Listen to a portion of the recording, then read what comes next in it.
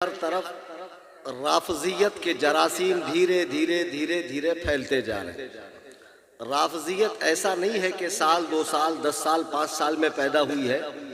رافضیت عہد صحابہ سے ہے، حضرت عثمان غنی کے دور سے ہے۔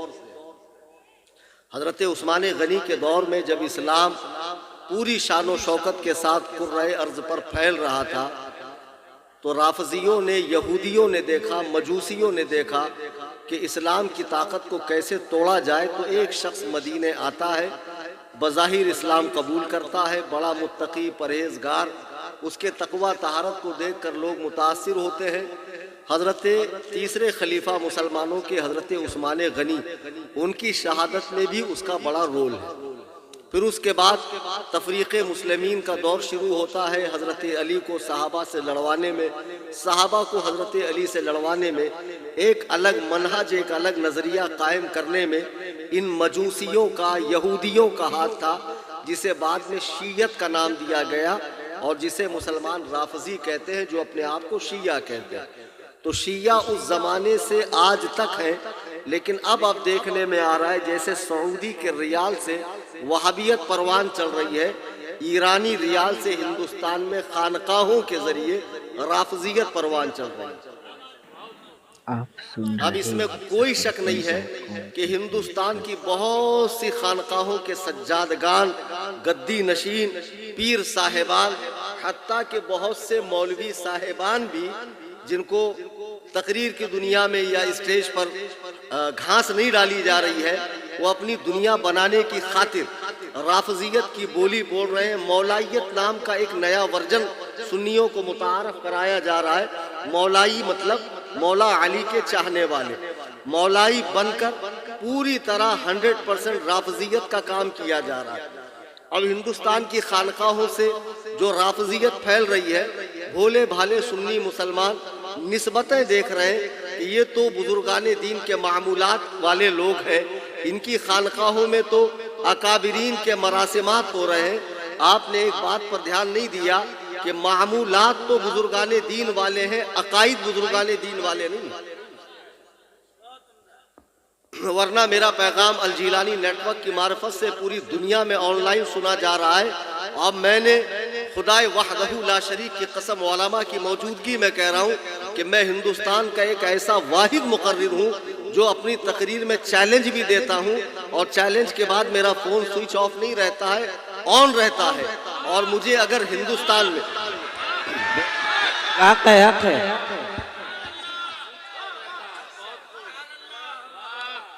اور تقریر کے بعد اگر کسی کو پھر بہت زور کا مناظرہ آئے اور پھر مجھے یاد کرے، تو ایسا نہیں ہے کہ میں آگے پیچھے ہوتا ہوں۔ آپ سب اپڈیٹ لوگ ہیں، میرے چینل سے جڑے ہیں۔ حیدرآباد کے ایک غیر مقلد نے مجھے چیلنج کیا کہ آپ حیدرآباد آ کر مناظرہ کیجئے۔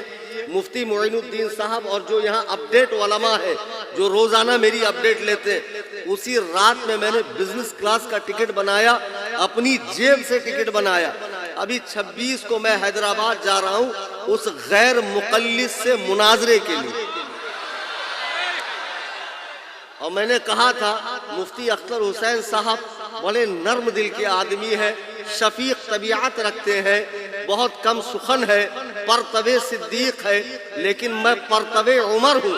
اور خدا کی قسم، بے شک حق ہے، سبحان اللہ، یہ عصائے کلیم اژدہائے غضب ہے۔ واہ!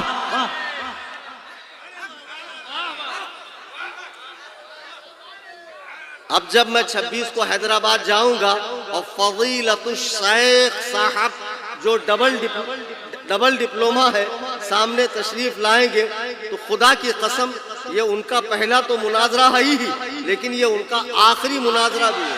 نعرہ تکبیر، نعرہ رسالت، مناظر اہل سنت، مناظر اہل سنت، صوفی کلیم حنفی صاحب قبلہ، عظمت صحابہ و اہل بیت، نعرہ تکبیر، نعرہ رسالت۔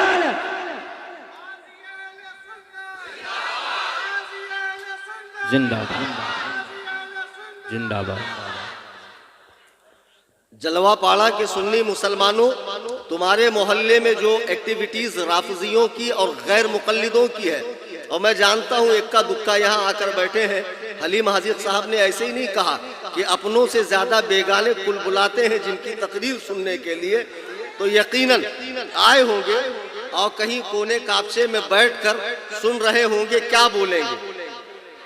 سنو اور قبول حق کے جذبے کے ساتھ سنو۔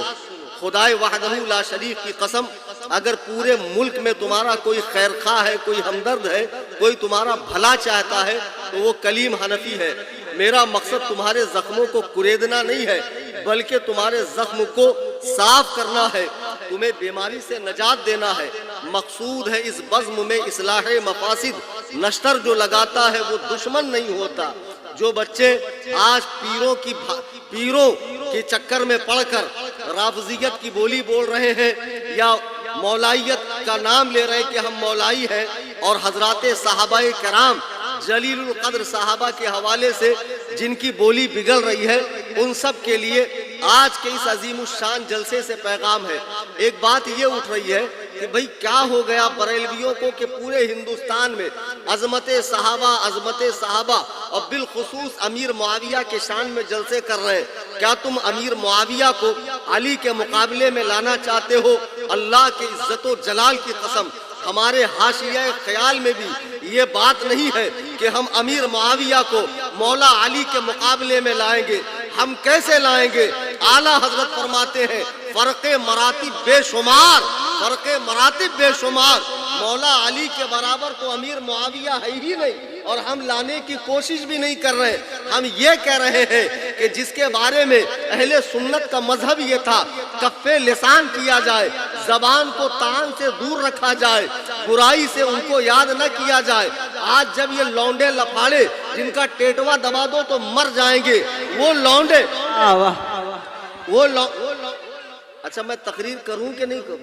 کریے تم ہی لوگ کرو، کچھ زیادہ ہی جوش میں بھرے ہوئے ہو یار، یا اتنا زیادہ؟ ہاں کچھ مجھے بول لینے دو، اور تم ایسے وقت میں سبحان اللہ ماشاءاللہ بولتے ہو میری مین بات دب جاتی ہے۔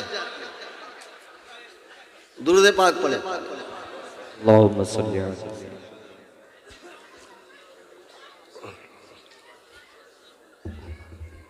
عزیزان گرامی وقار، یہ مسئلہ نہیں ہے کہ ہم حضرت امیر معاویہ کو مولا علی کے مقابلے میں لانا چاہ رہے ہیں۔ آج جبکہ ہم دیکھ رہے ہیں کلمہ پڑھنے والے سنیت کے دعوے دار، قادریت، چشتیت، نقشبندیت، سہروردیت کا لیبل لگانے والے، اپنے آپ کو سنی کہنے والے، بزرگوں سے نسبت بتانے والے، رافضیوں کی بات نہیں کر رہا ہوں، نام نہاد سنیوں کی، جب یہ امیر معاویہ پہ بھونک رہے ہیں اور ان باتوں کو قوم کے سامنے لا رہے ہیں جن کے بارے میں متفقہ فیصلہ یہ تھا کہ اسے زیر بحث نہ لایا جائے، اس کے بارے میں کف لسان کیا جائے، جب خانقاہوں میں بیٹھ کر پیر جاہل مریدوں کے سامنے یہ بحثیں چھیڑ رہا ہے، جب یوٹیوب پہ چینل بنا کر مرزا پلمبر جیسے لوگ جن کا کام گٹر صاف کرنا، پائپ لائن درست کرنا، کچن کی اور موہری کی اور باتھ روم کی نلے جن کا کام تھا صاف کرنے کا، انہوں نے جب چینل کھول کر دین سکھانا شروع کیا اور احادیث کھول کر لوگوں کو بتانا شروع کیا اور نوجوانوں کے دل میں بغض صحابہ پیدا کرنا شروع کیا، تو ایسے میں علماء کرام کو احساس ہوا کہ اگر ہم خاموش رہے تو پھر ٹچے لوگ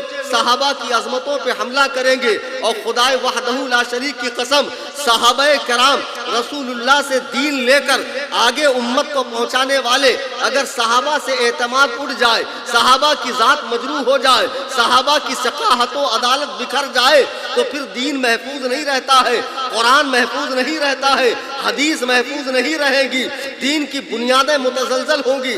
آپ کو نہیں معلوم امیر معاویہ وہ ہستی ہے کہ جس نے رسول اللہ کی بارگاہ میں اسلام لانے کے بعد صحبت اختیار کی، اور قرآن کے 9 پارے امیر معاویہ نے کتابت کیے ہیں۔ اگر تم امیر معاویہ پہ بھونکتے ہو تو قرآن سے تمہارا اعتماد اٹھ جائے گا۔ چند باتیں میں بتا رہا ہوں، جو بچے مولائیت کے نشے میں دیوانے ہوئے جا رہے ہیں اور سمجھ رہے ہیں کہ ہم مولائی ہیں، خدا کی قسم تم موالی ہو، مولائی نہیں ہو۔ مجھے بتاؤ اللہ کا کتاب، رسول اللہ کی حدیث دونوں ہمارے سامنے موجود ہے۔ تم کہہ رہو پیر صاحب نے ایسا کہا، تم کہہ رہو مصنف نے ایسا کہا، مورخ نے ایسا کہا، شیخ الاسلام نے ایسا کہا، انجینئر صاحب نے ایسا کہا، ماریرا کے فلانے پیر نے ایسا کہا، کسی نے کچھ بھی کہا ہو، قرآن نے کیا کہا؟ رضی اللہ عنہم ورضوا عنہ، اللہ ان سے راضی ہے، وہ اللہ سے راضی ہے۔ قرآن کے اس فیصلے کے بعد کسی پیر فقیر اور امام زادے کے بعد کی کوئی حیثیت ہے؟ نہیں ہے۔ اب حضرت امیر معاویہ کی ذات کو لے لو، اور یہ جو تفضیلی بنے پھر رہے ہیں، آپ کیا سمجھ رہے ہیں؟ دن بدن ان میں غلو آتا جا رہا ہے، ہاتھوں میں کڑے باندھ لیں گے، کئی انگوٹھیاں پہن لیں گے، بال ان کے کندھے سے نیچے تک ہے، اور محبت اہل بیت کے نام پر آئے دن نئی بدعتیں ایجاد کر رہے ہیں۔ کہیں تو ہر مہینے کی 21 تاریخ کو حضرت علی کا یوم شہادت منایا جا رہا ہے، پھر کہیں عید غدیر کے نام پر نئی عید مسلمانوں میں لانچ کی جا رہی ہے، اور اس میں بھی اللہ کی پناہ دین کا وہ مذاق اڑایا جا رہا ہے۔ محبت اہل بیت کا جھنجھنا دیا یہ بجاتے جا رہے ہیں اور سمجھ رہے ہیں ہم کامیاب و کامران ہیں، اور حضرت علی کو تمام صحابہ پر فضیلت دی تو دی، خلفائے ثلاثہ پر بھی فضیلت دے رہے، اتنا ہی نہیں بلکہ انبیاء علیہم السلام پر بھی فضیلت دے رہے۔ غیر نبی کو نبی سے افضل کہنے والا کافر ہے۔ جو پیر چاہے کتنی ہی نسبتیں لگاتا ہو، کیسا ہی لحیم و شعیم ہو، چاہے کتنے ہی مریدین کی تعداد رکھتا ہو، اگر وہ مولائے کائنات کو انبیاء سے افضل کہے، اللہ کی قسم وہ کافر ہے، وہ پیر بننے کے لائق نہیں ہے، اس کی بیعت حرام ہے۔ جس نے اس سے مریدی اختیار کی ہے، بیعت کی ہے، وہ پہلی فرصت میں کسی جامع الشرائط پیر سے مرید ہو جائے۔ مولائے کائنات ہرگز انبیاء سے افضل نہیں، اور نہ حضرات شیخین سے افضل ہے ابو بکر و عمر سے۔ اس پر اہل سنت کا اجماع ہے، اجماع، پوری اہل سنت کا اجماع ہے۔ اب یہ لوگ حضرت علی پہ اتنی فضیلت دے رہے ہیں، اور پھر حضرت امیر معاویہ پر، ان کے والد پر، ان کی والدہ پر اور کچھ صحابہ کو کھلم کھلا بھوک رہے ہیں۔ اور شیعوں کا یہ عقیدہ انہوں نے اپنا لیا کہ جب دنیا سے حضور تشریف لے گئے تو سوائے 7 صحابہ کے تمام صحابہ دین سے پھر گئے۔ تمہاری مائیں تم پر روئیں خبیثو کہ جن کی تربیت وحی الہی کی روشنی میں ہوئی ہو، جنہوں نے رخ والضحیٰ کو دیکھا ہو، زلف واللیل کو دیکھا ہو، آمنہ کے لال کے اقتداء میں نمازیں پڑھی ہو، آمنہ کے لال کے ساتھ جہاد میں شرکت کی ہو، آمنہ کے لال پر سب کچھ وار دیا ہو، وہ لوگ سرکار کے دنیا سے جانے کے بعد اسلام سے پھر جائیں گے، یہ کسی مسلمان کی بولی نہیں ہو سکتی ہے۔ اور اب تو حضرت امیر معاویہ کو لے کے اتنا زیادہ بغض کہ پیر صاحب بتا رہے ہیں کہ امیر معاویہ کا نام ہی ٹھیک نہیں ہے۔ معاویہ نام کا معنی ہے عربی لغت میں لومڑی کا بچہ یا کتیا کا بچہ، یا وہ کتیا جو اپنے یاروں کے ساتھ مل کر بھونکتی ہے۔ پیر صاحب اگر مدرسے میں گئے ہوتے اور ہماری طرح پڑھے ہوتے تو آپ کو معلوم ہوتا کہ معاویہ نام کے اور کتنے معنی ہے۔ آپ کو صرف 3 معنی معلوم ہے، 15 معنی میں بتاتا ہوں آپ کو کیا ہے۔ اور معاویہ نام اتنا ہی خراب ہے تو حضرت علی کے پوتے کا نام معاویہ ہے یا نہیں ہے؟ میں شیعی تاریخ سے ثابت کرتا ہوں حضرت علی کے پوتے کا نام معاویہ ہے۔ نبی کریم علیہ السلام کا مزاج تھا کہ بارگاہ اقدس میں جب کوئی اسلام قبول کرنے آتا، اس کے نام میں کوئی خرابی ہوتی، حضور اس کا نام تبدیل فرما دیتے۔ حضرت عمر کی بیٹی آسیہ آئی، ابو داؤد کی حدیث ہے، اللہ کے نبی نے فرمایا تو آسیہ نہیں ہے، انتی جمیلہ، تو گنہگار نہیں ہے، خوبصورت ہے۔ سرکار کا مزاج تھا برے نام کو بدل کر اچھے نام رکھنے کا۔ جب امیر معاویہ صلح حدیبیہ کے موقع پر ہجری 6 میں اسلام قبول کرنے آئے، فتح مکہ میں اسلام قبول نہیں کیا ہے، صلح حدیبیہ کے موقع پر کیا ہے۔ تو سرکار نے ان کا نام بدلا کیوں نہیں؟ جب حضور مدینے آئے تو مدینے کا نام کیا تھا؟ یثرب، بیماریوں کا گھر۔ حضور نے بدل کے مدینہ نام رکھا۔ حضرت عبدالحق محدث دہلوی فرماتے ہیں اگر کوئی غلطی سے یثرب کہے مدینے کو تو کفارے کے طور پہ 10 مرتبہ مدینہ مدینہ مدینہ کہے۔ حضور کے سامنے جب امیر معاویہ آئے تو حضور نے نام بدلا کیوں نہیں؟ اور صرف ایک امیر معاویہ سے تمہیں چڑ ہے، کتاب کا حوالہ لکھ لو۔ پیر صاحب مریدوں میں تو آپ بہت بڑی بڑی چھوڑتے ہیں، چونکہ آپ اکیلے وہاں ہیں، میدان پورا خالی ہے، لیکن جب میدان مناظرہ میں اختر حسین علیمی دکھ جاتا ہے تو پیر صاحب بولتے نہیں ہم تو صلح کرنے آئے ہیں۔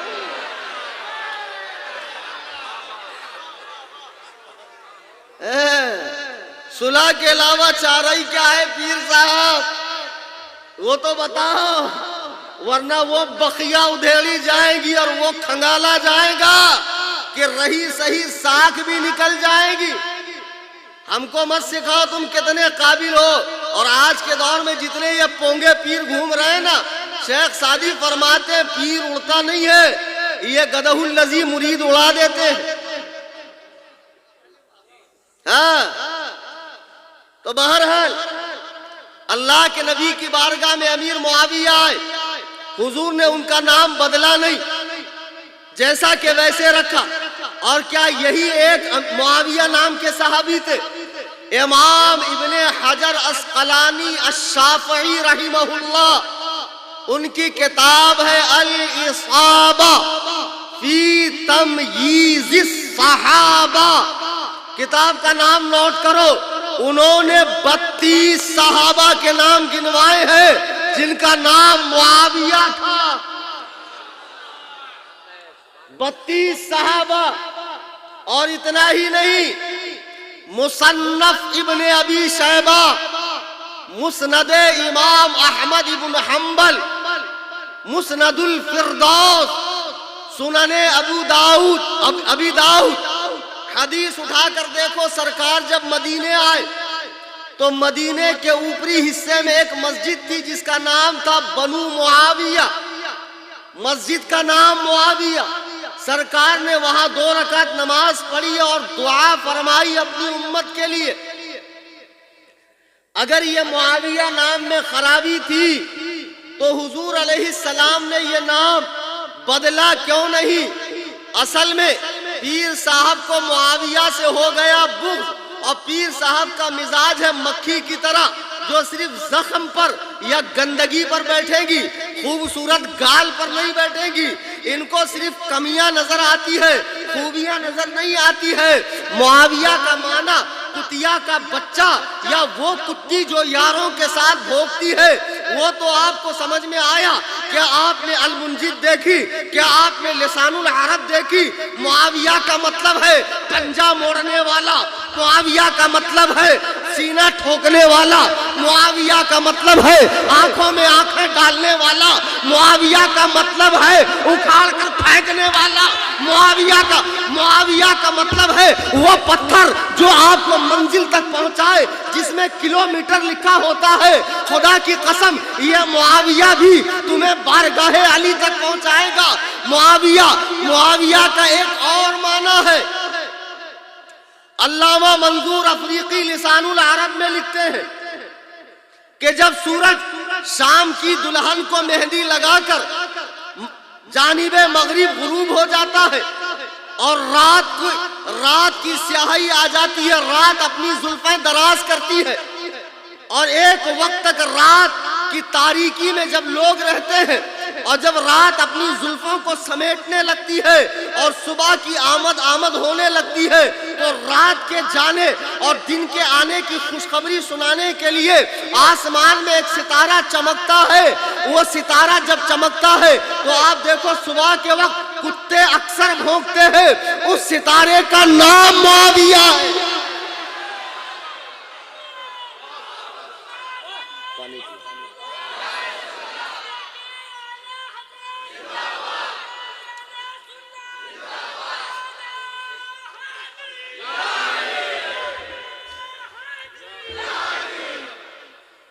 उस सितारे का नाम मुआविया है। देखो आसमान में सितारा निकला, कुत्ते भौंकने लगे। ऐसे ही जब जिक्र मुआविया आया, ये नकली पीर, ये उड़िया गुड़िया लुटिया चुटिया टामक टुइया, ये जितने पोंगे पंडित है, ये कुर्सियों पे चिल्लाने वाले, ये शब्बीर नहीं, ये कफगीर है, बड़ा चमचा, ये राफजियों का चमचा है। सुन बे हराम खोर, ये कलीम हनफी रज़वी तुझे और तेरी पूरी ज़ुर्रियत को चैलेंज मुनाजरा देता है। लगा कलकत्ता की सरजमीन में किसी बड़े मैदान में एक जलसा, और वहां सारे ईरान के फुजला खोरों को जमा कर इमाम अहमद रजा के दर का ये गुलाम तन्हा आएगा और इंशाअल्लाह पूरी राफजियत को नाको चने चबवाएगा।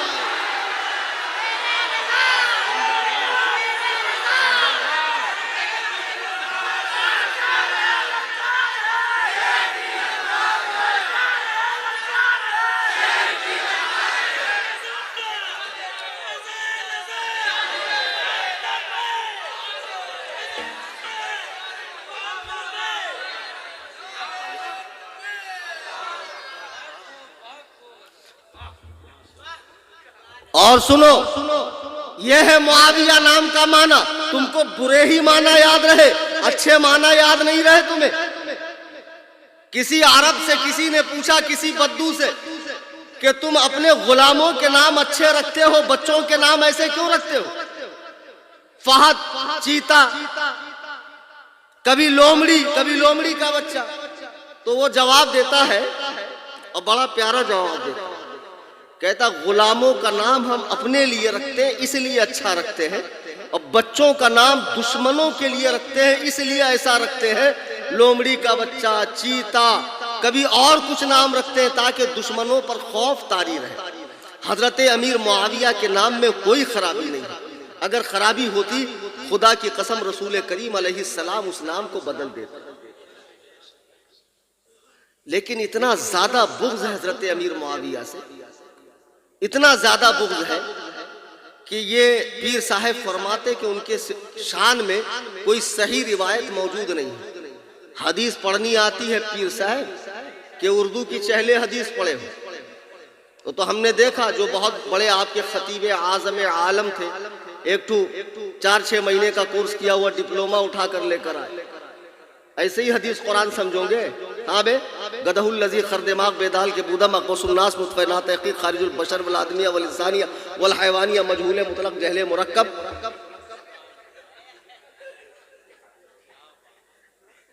ऐसे ही हदीस कुरान समझोगे?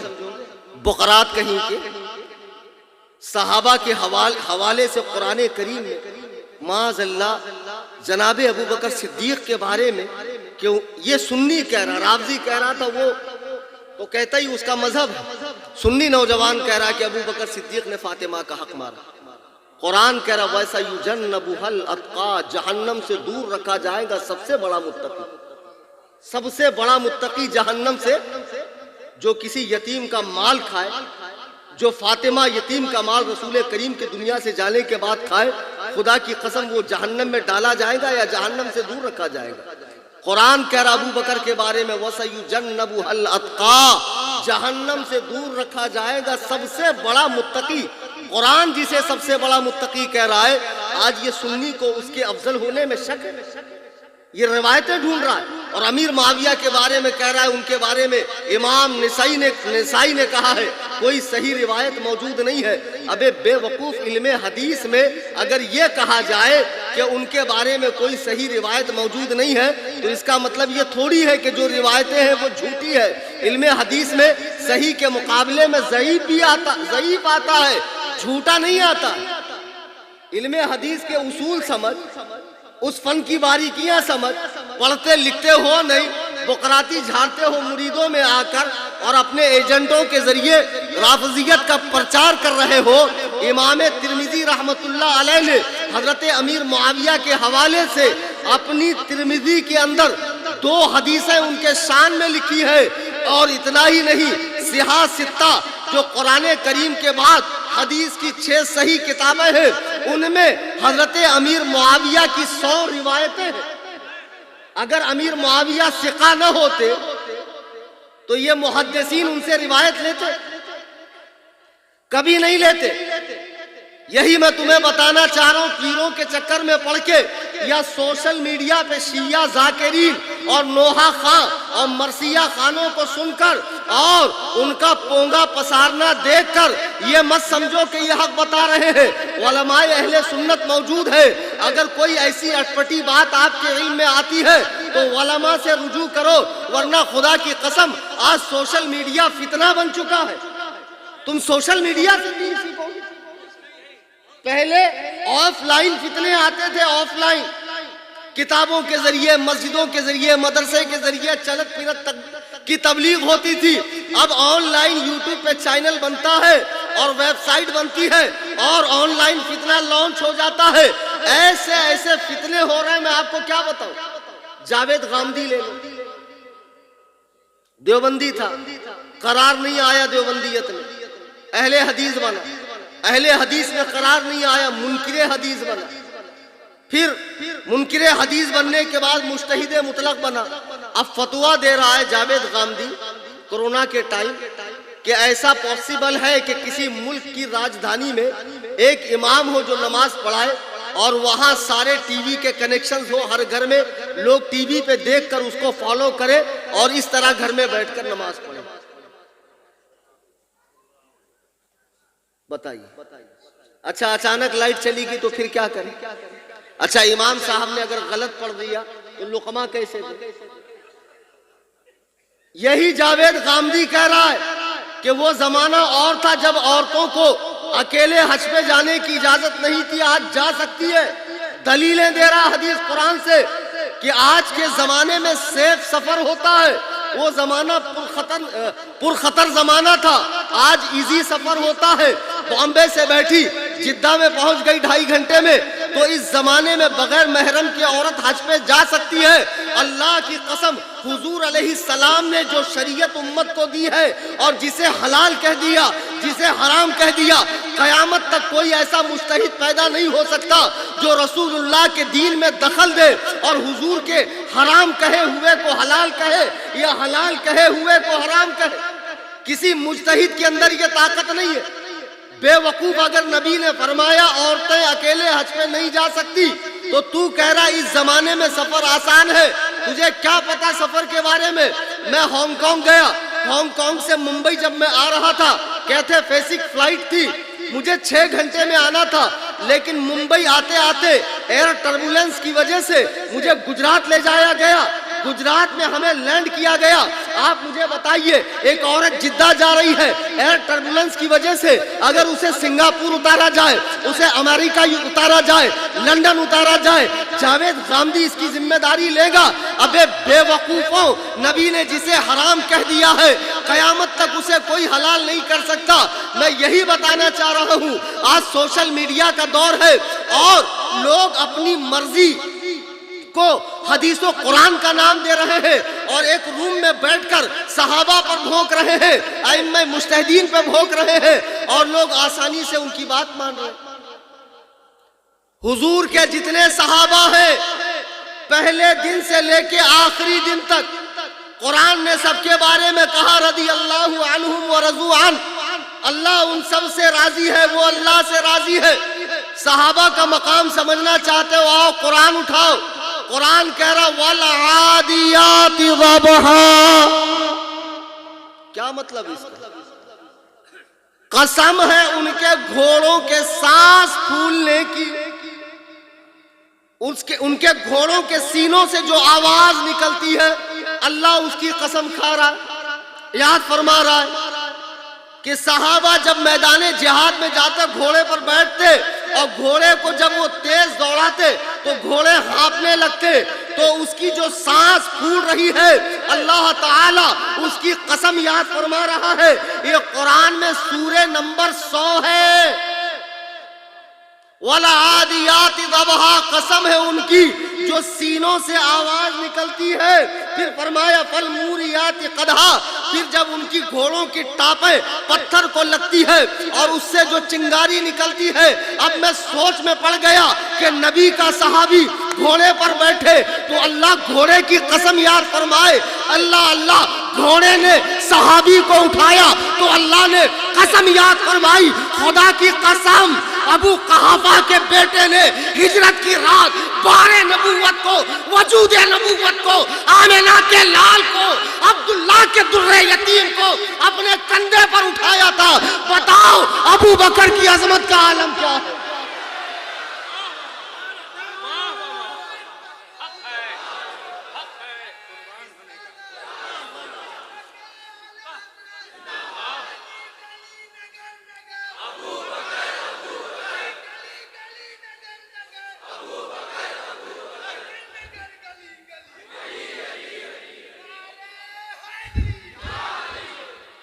تم ہوتے کون ہو؟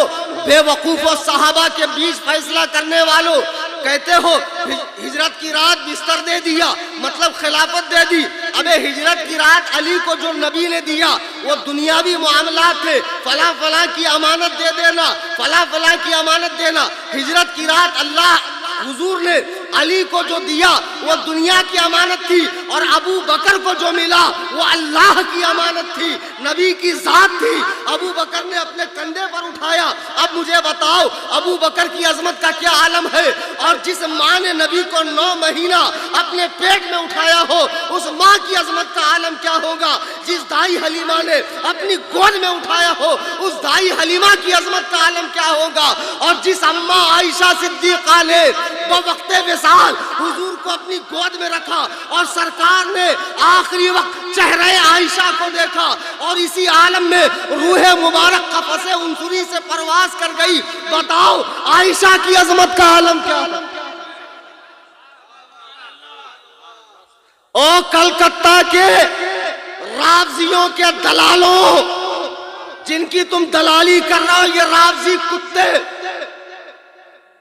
یعقوب کلینی اپنی کتاب میں لکھ رہا ہے، اور ملا باقر مجلسی کے قرب قیامت امام مہدی آئیں گے، عائشہ کو قبر سے نکال کر ان پہ حد جاری کریں گے، فاطمہ کا بدلہ لیں گے، معاذ اللہ رب العالمین۔ تمہیں شرم آنا چاہیے، تم کن کی بولی بول رہے ہو؟ نبی کے ہر صحابی کے لیے اپنا دل صاف رکھو، کہو انشاءاللہ۔ حضور نے فرما دیا کہ اللہ تعالیٰ نے مجھے چنا اور میرے لیے میرے صحابہ چن لیے۔ صحابہ اللہ کا انتخاب ہے، اور اس مبارک جماعت میں سے کچھ کو میرا رشتہ دار بنایا، کچھ کو میرا وزیر بنایا۔ تو جو ان میں سے کسی کو برا کہے اللہ تعالیٰ نہ اس کا فرض قبول کرے گا نہ اس کا نفل قبول کرے گا۔ آج کے اس عظیم الشان اجلاس سے یہ ذہن لے کر اٹھیے، ہم اہل سنت و جماعت ہیں، صحابہ اور اہل بیت پاک دونوں کا دامن ہمارے ہاتھ میں ہے، اور صحابہ کے حوالے سے ہم اپنی زبانوں کو حرکت نہیں دیں گے۔ کیوں دے بھائی؟ آج 14 صدیاں گزر گئی، وہ حضرات جنت میں ٹہل رہے ہیں، تو یہاں میرے سامنے بیٹھا ہے، اور صبح جا کر پان پٹی پر امیر معاویہ نے یہ کیا، ابو بکر نے وہ کیا، عمر نے گھر جلایا، عثمان نے حق چھینا۔ پتہ نہیں روڈ پر کسی گاڑی کے نیچے آ کر تو کچومر بن جائے، کب تیرے ہاتھ پیر ٹیڑے ہو جائے، پیر پٹک پٹک کے تو مرے۔ عمر ملی ہے 50-60 سال کی، اس میں نمازوں کی فکر نہیں، حقوق العباد کی فکر نہیں، ماں باپ کے حقوق کی فکر نہیں، بیوی بچوں کی صحیح تعلیم تربیت نہیں، اہل محلہ کے ساتھ حسن سلوک نہیں۔ یہ ساری چیزوں کو بالائے طاق رکھ کر تو سمجھ رہا ہے کہ میں صرف علی علی کروں گا تو میں کامیاب ہوں۔ خدا کی قسم ان پاک ہستیوں کی زندگیاں دیکھو جن کا تم نام لیتے ہو، اور تمہیں تو نام بھی نہیں لینے آتا۔ بازو والے سے پوچھتے ہو زبر ہے کہ پیش ہے علی پر؟ بتاؤ حرام خورو، تم مولائی ہو کہ مولائے کائنات سے جب پوچھا گیا، اور یہ شیعہ کتاب کی روایت ہے کہ مولائے کائنات سے پوچھا گیا قرب الاسناد کتاب کا نام، آن لائن چیک کر لیں آپ فارسی میں، آج کل تو بڑی سہولت ہے کہ آن لائن کتابیں ہیں، سوشل میڈیا کے کچھ فائدے بھی لیکن میکس ٹو میکس نقصانات بھی۔ جی اب وہ آ رہا ہوں میں اسی پہ، اصل میں آج رد شیعت نہیں، آج شیعوں کے چھوٹے بھائیوں کا رد۔ کون؟ بتاؤ چلو دیکھو کتنا دماغ ہے تمہارے پاس، کون؟ ارے ماشاءاللہ، بتاؤ، یہ برابر سمجھ گیا، کیونکہ رمضان میں وہ ڈنڈی مارتا ہے نا، ہاف کرتا ہاف، اور اس کے بڑے بھائی نے کر دیا صاف۔ آپ رمضان میں جائیے شیعوں کی مسجد پہ پڑا رہیں گا تالا، اس میں سے جھانکو تو اندر ملے گا کوئی کالا۔ یہ 8 پڑھتا ہے، کہتا بدعت فاروقی، معاذ اللہ، 20 رکعت تراویح جس پر امت کا اجماع ہو چکا ہے، یہ حرام الدہر خبیث۔ یہ ہمارا سنی مسلمان بیچارہ ابھی 2 مہینے بعد رمضان آ رہا، امام صاحب کو زیارت ہوتی نہیں، امام صاحب کو پتہ ہی نہیں محلے میں کون کون سنی مسلمان ہے، لیکن رمضان میں جب پہلا رمضان آئے تو امام صاحب کو سب کی زیارت ہو جاتی، ایک دم بن ٹھن کے ٹپ ٹاپ میں 1000 روپے کی چپل پہن کر آتا ہے، بعد میں جب 20 رکعت پڑھ کر آ کر دیکھتا ہے تو وہاں مسجد کے بیت الخلاء کی چپل رکھی، تو وہ لے کر بھاگا ہے جو 8 رکعت پڑھ رہا تھا۔ ہاں یہ بہت بڑا چوٹا ہے۔ ہاں یہ 8 رکعت تراویح پڑھنے والا گوگل کا مقلد، تم اہل حدیث بولتے کیوں یار؟ 1000 بار میں نے سمجھا، اہل کے مطلب والے، حدیث مطلب حدیث والے، جیسے اہل بیت گھر والے، اہل حدیث حدیث والے۔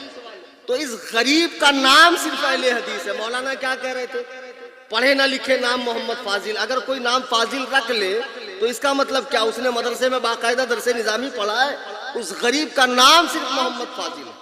جیسے گلاب جامن، نہ اس میں گلاب ہوتا ہے نہ جامن ہوتا ہے، گلاب ایک پھول ہے، جامن ایک پھل ہے، دونوں میں سے کچھ نہیں ہوتا۔ اس غریب کا نام صرف گلاب جامن ہے، اس کا نام صرف اہل حدیث ہے، نہ یہ اہل ہے نہ اس کے پاس حدیث ہے، اس کا نام صرف اہل حدیث ہے۔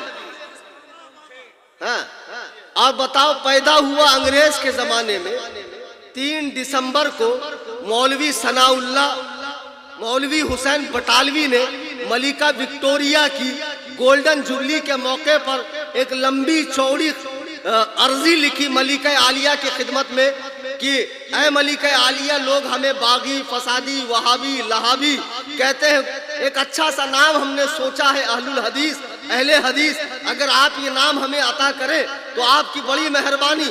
تو 3 دسمبر کو ملکہ وکٹوریہ نے انگلینڈ میں مہر ماری، ٹھیک ہے آج سے ان عقل کے یتیموں کو ایک نام ہم نے دے دیا، وہ نام ہے اہل حدیث۔ اچھا ایک بات دیکھو، اللہ تعالیٰ باطل کو مار کیسے دیتا؟ آپ کو پتا 3 دسمبر کون سا دن ہے؟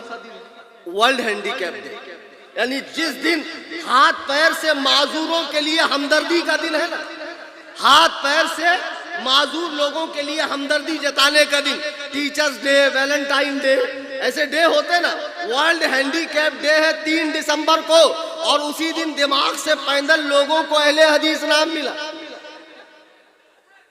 اچھا نام دیا انگریزوں نے، اب اس کے بعد یہ دیکھو الماری سجا کر بیٹھا ہے، کمثل یحمل اسفارا، قرآن نے کہا گدھے کے اوپر کتاب رکھ دو، تو اس کا مطلب یہ تھوڑی کہ اس کے اندر لکھے ہوئے مضمون سے وہ واقف ہے، اس کا کام تو صرف ڈھونا ہے۔ یہ بڑکی الماری رکھا ہے، سعودیہ چلا گیا، جھاپک جھوا دالی رکھ لیا، وہاں سے بھوجپوری عربی سیکھ لیا، عین قاف ہا، ہم نے سعودی میں نہیں دیکھا۔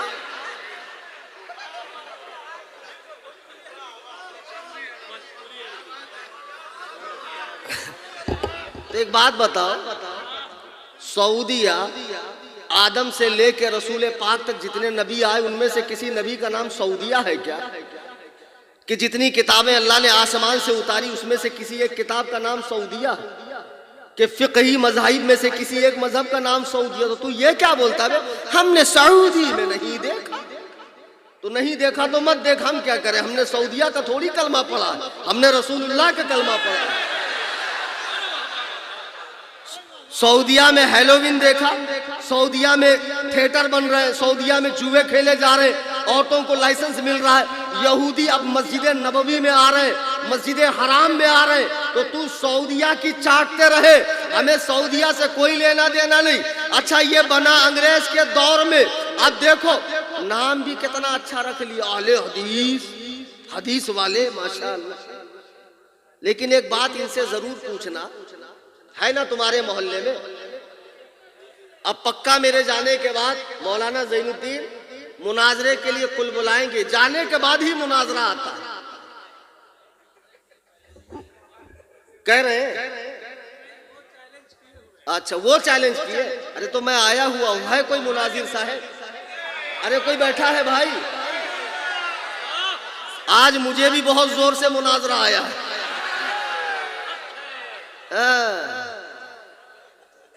ایسا کچومر بناؤں گا بیٹا، پھر مناظرے کا نام ہی نہیں لوگے تم سے 50 بار کہا میں نے، میں مفتی اختر صاحب کی طرح نرم دل آدمی نہیں ہوں، مذہب و مسلک کے بارے میں کوئی رعایت نہیں ہے۔ تو بہرحال اب دیکھو یہ پیدا ہوا انگریز کے دور میں، اب پیدا ہونے کے بعد نام رکھ لیا اہل حدیث، اب جنہوں نے حدیث کا انکار کیا وہ بن گئے اہل قرآن، معاذ اللہ رب العالمین، یعنی فقہ کا انکار کرنے والے اہل حدیث اور حدیث کا انکار کرنے والے اہل قرآن، اور دونوں ایک نمبر کے جاہل جپٹ، کالج کے لونڈے، اردو بھی ہجے کر کے پڑھیں گے۔ ایک صاحب میرے پاس آئے، بولے آپ سے مناظرہ کرنا ہے، تو میں نے کہا ابھی فوراً، بولے فی الفور کرنا ہے، ابھی کرنا ہے، اور میں بھاگنے نہیں دوں گا، میں چھوڑوں گا نہیں، کوئی دو چار رٹی رٹائی باتیں فصیح الدین صاحب کی طرح۔ تو میں نے کہا بیٹھو، تو بولے دیکھیے کام کیجئے، پہلے تو آپ مجھے وائی فائی دیجئے۔ تو میں نے کہا مناظرے کا وائی فائی سے کیا لینا دینا؟ تو بولے میرے موبائل میں ریچارج ختم ہو گیا ہے، آپ نیٹ کا کنیکشن دیجئے، ابھی میں نکالوں گا ساری حدیث اور ساری دلیلیں۔ تو میں سوچ میں پڑ گیا، یا اللہ اگر 8-10 دن کے لیے انٹرنیٹ بند ہو جائے تو یہ جتنے مجتہد لوگ ہیں، محدث لوگ ہیں، یہ تو سب یتیم ہو جائیں گے بیچارے۔ تو اچھا میں نے کہا چلو آن کرو وائی فائی، اور جیسی وائی فائی آن کرے ان کی رگے خباثت پھڑک گئی، کہا مولانا کتنا گندا نام رکھا ہے آپ نے۔ میں نے کہا کون سا؟ بولے سنی لیونی۔ ابھی میں نے کہا گدھے وہ سنی لائن لکھا ہے، سنی لیونی نہیں لکھا ہے۔ اب اس کے بعد نکالے رفع یدین کی حدیث، اب وہ جتنی حدیث پیش کرے، دیکھو اگر رفع یدین کی 2 لاکھ بھی حدیثیں یاد ہے، مفتی مزمل صاحب اور سارے علماء بھی سن لیں، ائمہ حضرات، اگر رفع یدین کی 10 لاکھ بھی حدیثیں ہو تو اصول یہ ہے کہ ہمیشہ حضور کا آخری عمل لیا جائے گا، کون سا؟ اگر حضور نے پوری زندگی رفع یدین کیا لیکن آمنہ کے لال نے دنیا سے جاتے جاتے جو نماز پڑھی اگر وہ بغیر رفع یدین کی تھی تو اللہ کی قسم رفع یدین منسوخ ہے، منسوخ ہے، منسوخ ہے۔ اس لیے کہ اصول یہ ہے قول نبی فہم صحابی، نبی کے قول کو صحابہ کے فہم کے مطابق سمجھنا ہے، نبی کے قول کو صحابہ کے فہم کے مطابق سمجھنا ہے۔ حضور نے اگر ترک کر دیا تو منسوخ ہے، منسوخ ہے۔ اب ایک صاحب مجھ سے بحث کرنے آئے، کہا مولانا آپ بہت چلاتے ہیں ہمارے بارے میں، بتائیے رفع یدین منسوخ کہاں لکھا ہے؟ میں نے حدیث پیش کی، بولے منسوخ ہے یہ دکھائیے آپ۔ اب میں آپ کو ایک مثال دوں، صبح صبح آپ دکان پر جائیں، ڈھیر سارا سامان لیں، لینے کے بعد ایسا کریں کہ 1000 کی نوٹ دیں، پھر دکاندار کہیں گا ارے یار صبح صبح کیوں دماغ خراب کر رہے ہو، 500 کی دو تو آپ بولنا نہیں بھائی یہ تو انڈین گورنمنٹ کی نوٹ ہے، ریزرو بینک آف انڈیا کی مہر لگی ہے، گورنر کی سائن ہے، ہندوستان کی 14-15 بھاشا اس پہ لگی ہے۔ وہ کہیں گا ساری باتیں ٹھیک ہے لیکن یہ چلن میں نہیں ہے، اس کا مطلب یہ منسوخ ہے، تو آپ وہاں کٹ حجتی کرنا، دکھاؤ اس پہ لکھا ہے یہ منسوخ ہے، تو آپ کہیں گے ابے بے وقوف، اس کے منسوخ ہونے کی دلیل یہ ہے کہ ملک کا مارکیٹ اسے قبول نہیں کر رہا، تو یہ اس کے منسوخ ہونے کی دلیل ہے۔ تو وہ کہیں گا نہیں آپ دکھاؤ اس پہ لکھا ہے کہ منسوخ۔ ایسے ہی جو کہہ رہے ہیں کہ حدیث کے ساتھ منسوخ دکھاؤ. ابے بے وقوف، جب اسے امام اعظم ابو حنیفہ نے نہیں لیا، امام مالک کے نزدیک بھی رفع یدین نہیں ہے، امام مالک کے نزدیک بھی رفع یدین نہیں ہے، تو اس کا مطلب وہ منسوخ ہے. اب یہ دو ٹکے کہ اہل حدیث اور اہل قرآن، نہ اہل حدیث کسی فرقے کا نام ہے، نہ اہل قرآن کسی فرقے کا نام ہے، بلکہ یہ مسلمانوں کے دو علمی طبقوں کا نام ہے جنہوں نے قرآن کی خدمت کی، جنہوں نے حدیث کی خدمت کی. لیکن افسوس اس 14ویں صدی میں جاہل اور ٹچے لوگ اہل حدیث بنے تھے. اہل حدیث کا مطلب معلوم ہے آپ کو؟ جس کو 1,00,000 حدیثیں سند و متن کے ساتھ یاد ہے، اس کو کہتے ہیں اہل حدیث. اس کو باپ دادا لکڑ دادا کا نام پوچھ لو نہیں بتائے گا. جس کو اپنے باپ دادا لکڑ دادا کا نام یاد نہیں، وہ اہل حدیث معاذ اللہ رب العالمین. چند حدیثیں رٹا مار لی اور سمجھ رہا میں اہل حدیث ہوں. ابے بے وقوف، اہل حدیث ہونا بند ہو گئے. وہ زمانہ خیر القرون میں تھے اور نبی نے اپنی امت کو سنت پہ عمل کے لیے کہا ہے، حدیث کے لیے نہیں. فرمایا علیکم بسنتی وسنت الخلفاء الراشدین، تم پر لازم ہے کہ میری اور میرے خلفاء راشدین کی کہ حدیث پہ عمل کرو. مگر یہ تو کہہ رہے ہیں حدیث سنت ایک ہے. ہاں، حدیث سنت کو ایک کہنے میں بہت بڑی دھاندلی ہے. یہ ایسے ہی ہے کوئی آپ سے سودا کرے ہاتھی کا اور تھما دے آپ کو بٹیر، کوئی سودا کرے ہیرے کا اور تھما دے کوئلہ. دیکھو ہر سنت حدیث ہے لیکن ہر حدیث نہیں ہے، اور اہل حدیث کوئی بن ہی نہیں سکتا.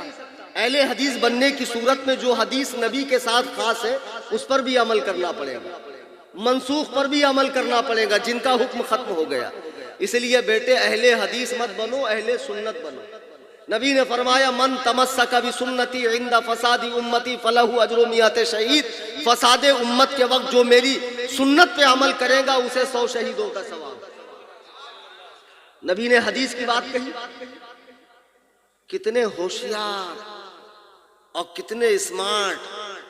میں جب فارغ ہوا تھا نئے نئے، اس دور کی بات ہے، تقریباً 20 22 25 سال پرانی بات ہے.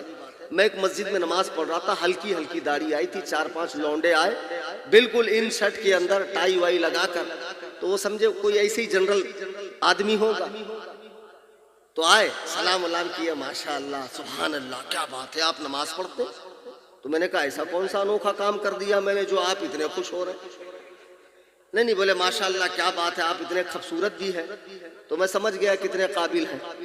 تو میں نے کہا بولیے کیا بات ہے. بولے نہیں ماشاء اللہ بہت دل کو سکون ہوا آپ کو نماز پڑھتا دیکھ کر، لیکن یہ جو ہاتھ ادھر تھا نا تھوڑا سا اوپر ہوتا تو حدیث پہ عمل ہو جاتا. اور یہ پیر میں جو آپ یہ چوزا جانے کی جگہ رکھے ہیں نا، جگہ اتنی رکھی ہے کہ قربانی کا دمبا بیچ میں سے نکل جائے. تو بولے باقی کچھ نہیں بھائی، ہمارا تو کام یہ ہے پہنچا دینا. آئے ہائے.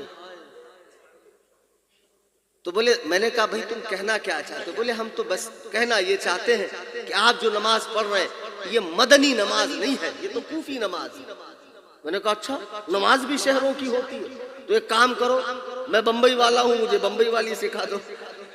بولے مولانا آپ سمجھے نہیں، آپ جو نماز پڑھ رہے ہیں یہ حنفی نماز، یہ نماز رسول اللہ والی نہیں ہے. غیر مقلد ہیں اس مجلس میں اور نہیں ہوں گے تو سن رہے ہوں گے. سن لو بیٹا، اصلاح کے جذبے سے سنو، اچھے کے لیے بتا رہا ہوں، سن لو. بولے مولانا آپ جو نماز پڑھ رہے ہیں یہ تو حنفی نماز ہے. اصل میں حنفی اور ہوتا ہے، محمدی اور ہوتا ہے. سمجھے آپ؟ جیسے کوئی کہے کلکتوی اور ہوتا ہے، بنگالی کوئی اور ہوتا ہے. تو اس موقع پہ بے وقوفی کر کے کہنا ہاں، کبھی مت ہاں کہنا.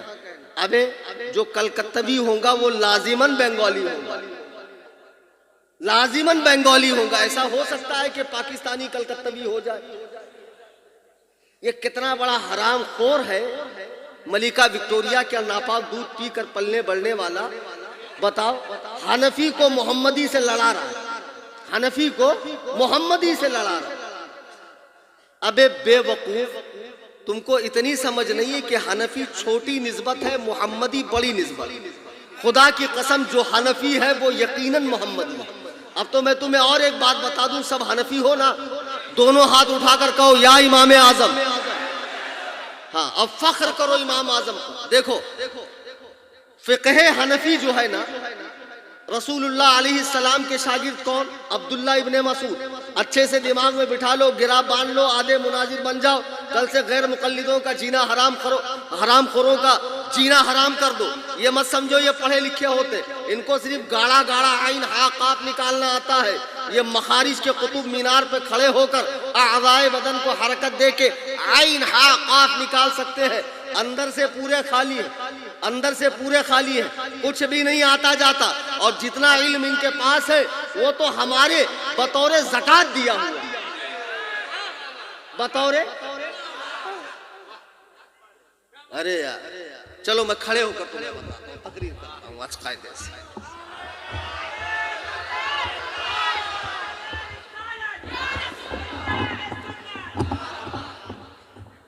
اصل میں 26 کو مناظرہ بھی ہے نا انہی سے. شیخ فضیلت الشیخ چلی، ان کی پوری جماعت کے پاس جتنا علم ہے نا وہ 100 میں سے 2.5% حنفیوں سے بطور بھیک ملا. دیکھو ان کے سب سے بڑے عالم میاں نذیر حسین دہلوی شاہ اسحاق حنفی کے شاگرد ہیں. شاہ اسحاق حنفی کے شاگرد ہیں. شاہ صاحب جب مکہ چلے گئے تو ان کی گدی کو قبضہ کر لیا اور وہیں سے غیر مقلدیت کو پھیلایا. انہی کا شاگرد ہے مرزا غلام قادیانی. مرزا غلام قادیانی حنفی نہیں تھا، غیر مقلد سے نبی ہونے کا دعویٰ کیا. ساری باتیں ریکارڈ ہو رہی، انٹرنیٹ پہ جا رہی ہے. صحیح بات ہے کہ نہیں اڑیسہ والے؟ ہاں اب سنو. پھر ان کے بہت بڑے عالم ثناء اللہ امرتسری دارالعلوم دیوبند سے پڑھا ہوا، دارالعلوم دیوبند فقہ حنفی پڑھاتا ہے. ان کا آج بھی بہت بڑا عالم معراج ربانی براؤں شریف حنفی بریلوی مدرسے کا پڑھا ہوا. اور ان کا ایک بہت بڑا عالم جلال الدین قاسمی ہندوستان میں یہ دارالعلوم دیوبند کا پڑھا ہوا ہے. یعنی ان کو جتنی علم کی بھیک ملی ہے وہ سب حنفیوں سے ملی ہے. بھیک ہم سے لی اور ہم ہی کو غرانے لگے، واہ تیرا کھائیں تیرے غلاموں سے الجھے ہے منکر عجب کھانے غرانے والے. کہتے حنفیت اور ہے محمدیت اور ہے، حنفی اور ہے محمدی اور ہے. رسول اللہ کے شاگرد ہے عبداللہ ابن مسعود. جب یہ کوفہ آئے تو آج مجھے بھی لوگ کہتے ہیں کوفی کلیم کوفی کلیم، میں نہیں چڑھتا. ارے اس میں چڑھنے کی بات کیا ہے؟ حضرت عمر کے ارشاد پر ہجری 17 میں سعد ابن ابی وقاص نے کوفہ شہر کی بنیاد رکھی. کوفہ میں 1,500 صحابہ تشریف لائے اور میرا امام اعظم ابو حنیفہ کوفہ میں پیدا ہوا. مجھے کوئی ٹینشن نہیں، صوفی کی جگہ کوفی کہو. تو میں عرض یہ کر رہا تھا عبداللہ ابن مسعود کوفہ آئے. تو کوفہ جب آئے تو رسول اللہ سے علم کس نے لیا؟ عبداللہ ابن مسعود سے. عبداللہ ابن مسعود سے کس نے لیا؟ علقمہ نے. علقمہ سے علم کس نے لیا؟ ابراہیم نخعی نے. ابراہیم نخعی سے علم کس نے لیا؟ حماد نے. حماد سے علم کس نے لیا؟ امام اعظم ابو حنیفہ نے. امام اعظم ابو حنیفہ کی گدی پہ کون بیٹھا؟ محمد بن حسن الشیبانی بیٹھے. اب مجھے بتاؤ کہ فقہ حنفی یہ الگ کیسے ہوئی؟ یہ شروع بھی محمد سے ہے، یہ ختم بھی محمد پر ہے. فقہ حنفی اول سے آخر تک فقہ محمدی. نہیں سمجھے؟ تو ہماری فقہ کی کتاب ہے در مختار، اور ایک ان کی ہے نزول الابرار، جس میں لکھا ہے ٹھنڈی کا زمانہ ہے. صبح صبح آپ مسجد میں گئے، آواز نہیں آئی لیکن نکل گئے. مولانا وسیع الرحمان مسئلہ بتا دیجیے، آواز نہیں تھی، بو بھی نہیں تھی، لیکن نکلنا محسوس ہوا.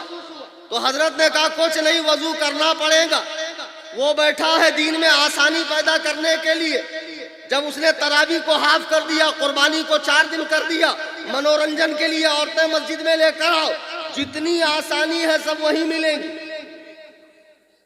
حدیث میں نہیں ہے، حدیث میں نہیں ہے، حدیث میں نہیں ہے۔ لوگ بھی خوش، خاموخواہ کیوں ہم تکلیف اٹھائے جب حدیث میں ہے ہی نہیں۔ ایک عورت تھی، سینے میں درد محسوس ہوا تو اپنے سہیلیوں سے کہا رے بہت درد ہو رہا، کیا کریں؟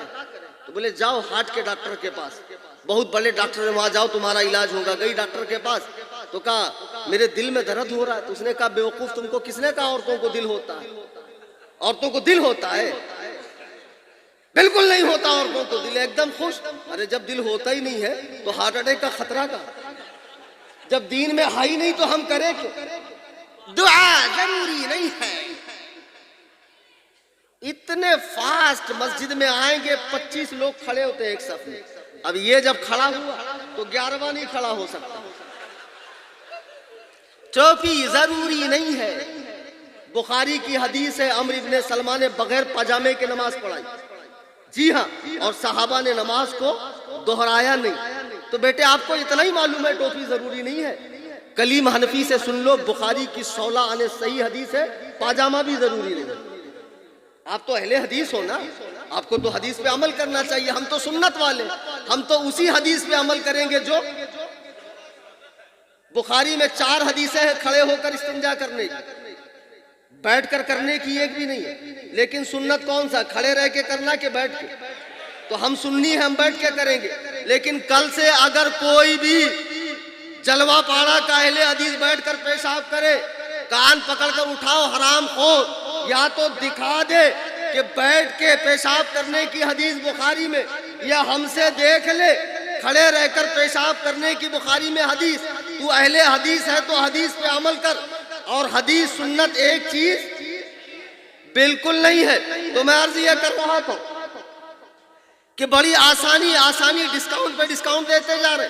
مولانا سے مسئلہ پوچھا گیا کہ حضرت بہت ٹھنڈی لگ رہی ہے، وضو کا من نہیں کر رہا، کچھ گنجائش تھوڑی بہت، نذرانہ بڑھا دیتا ہوں۔ مولانا کہیں گے ابے کم بخت میں آلو بیچوں گا، ٹماٹر بیچوں گا، دین نہیں بیچوں گا۔ وضو کرنا پڑے گا، وضو کرنا پڑے گا۔ لیکن وہاں فرما رہے جب تک بم کی طرح نہ پھوٹے وضو نہیں ٹوٹتا۔ بڑا مضبوط واٹر پروف وضو ہوتا ہے غیر مقلدوں کا۔ ہاں بھائی ان کا مسئلہ، منی کھانا پاک ہے تو منی کسٹرڈ کھلائیے شیخ صاحب کو، منی کسٹرڈ بنا کر کھلاؤ۔ بڑی آسانی، بڑی چھوٹ دین کے اندر۔ قربانی 4 دن، چلو 4 دن کیا تو کیا، بڑے جانور میں 7 حصہ، چھوٹے میں 1 ہی ہوتا ہے۔ لیکن فرماتے نہیں، جماعت غربائے اہل حدیث کے امام و پیشوا مفتی عبدالستار دہلوی فتاوی ستاریہ میں نیٹ پر دیکھو کہ پورے گھر کی طرف سے اگر ایک مرغی بھی ذبح کی گئی تو قربانی ہو گئی۔ اس سے بھی زیادہ ڈسکاؤنٹ، لوگوں کو کھینچنا ہے، جماعت بڑھانا ہے، سعودیہ میں دکھانا ہے۔ تو بولے ایک انڈا بھی اگر پورے گھر کی طرف سے قربان کیا گیا تو قربانی ہو گئی۔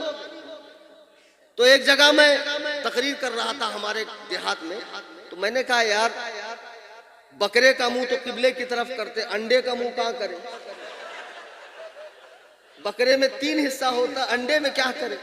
بکرے کی دعا ہوتی ہے، انڈے کی دعا۔ تو ایک بڈھا اٹھا بولتا مولانا دعا ہے نا اس کی، آپ کو نہیں معلوم؟ میں نے کہا کون سی دعا؟ بولے گول گول انڈا، نہ جانو مادہ نہ جانو نر، بسم اللہ اللہ۔ بتاؤ اہل حدیثوں نے انڈے کی قربانی جائز کر دی تو لوگوں نے دعا کر لی۔